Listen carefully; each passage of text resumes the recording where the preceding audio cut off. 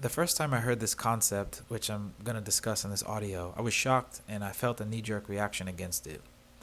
The context of the statement was in a discussion about frumkeit Judaism, that is, being super frum, and if such a reality was desirable. I'll remind the listener that being super frum could be perceived as going against the wisdom of Shlomo al tehi sadiq arbe, to not be overly righteous. But then again, people are free to live how they want to live. That is, more observant, less observant. Either way, kol hakavod. The person who responded strongly against the super frumdom was of the opinion that such a notion in Judaism is actually an influence of the Apostle Paul. That is, to be super religious, and that if you don't do everything, you've done nothing. In truth, as a previous Christian, Messianic, the notion actually is more correctly attributed to James. In the book of James, chapter 2, verse 10, he states specifically, whoever breaks one commandment is guilty of breaking them all. In any case, the concept that was stated in this group chat in regard to the discussion was as followed. If you do one miṣsvah wholeheartedly, you receive Olam Haba.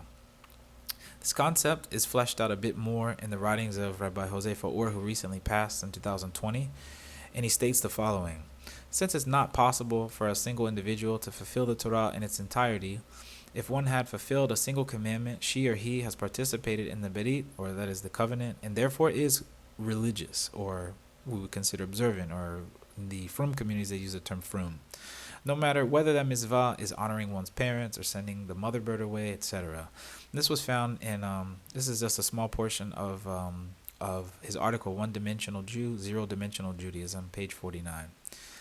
This title includes the phrase Sephardic Humanism, but this idea actually comes from an earlier source prior to the Sephardic Ashkenazi divide. The idea actually comes from the end of Makkot in the Mishnah, where the Mishnah states the following. The words of Rabbi Hananya ben Gamliel, and Rabbi Hananya ben Gamliel says, and if for one who performs an avirah, meaning a transgression, his soul is taken for it, for one who performs a single mitzvah, it is all the more so the case that his soul will be given to him. In other words, the reward for performing a single mitzvah is greater than the punishment for performing avirot, for performing transgressions. And this is from the Mishnah Makkot, chapter 3, Mishnah 15. Now, this principle shouldn't be mistaken to teach to do the bare minimum, but rather to encourage a person who doesn't do everything not to beat themselves up about it. Additionally, if one does one mitzvah and receives Olam Haba, how much more if a person does many mitzvot, hence the next Mishnah.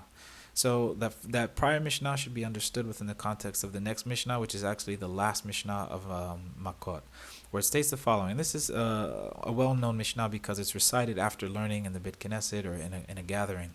Rabbi Hananya ben Akasha Omer, Rasa HaKadosh Baruch Hu, Lezachut Yisrael Lefikach Barahem Torah Mezvah Shene'emar, Adonai Hafes Ma'anzit Ko Yigdir Torah V'Yadir, which means Rabbi Hananya ben Akasha says, the Holy One, blessed be He, sought to confer merit upon Yisrael.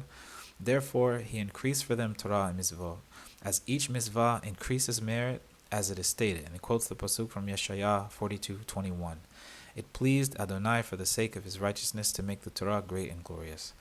So it's a beautiful concept. I loved it, and I made note of it, and it's one of those things that stuck. It had sticking power, so I'm sharing it here with you. Thank you again so much for listening. Bye.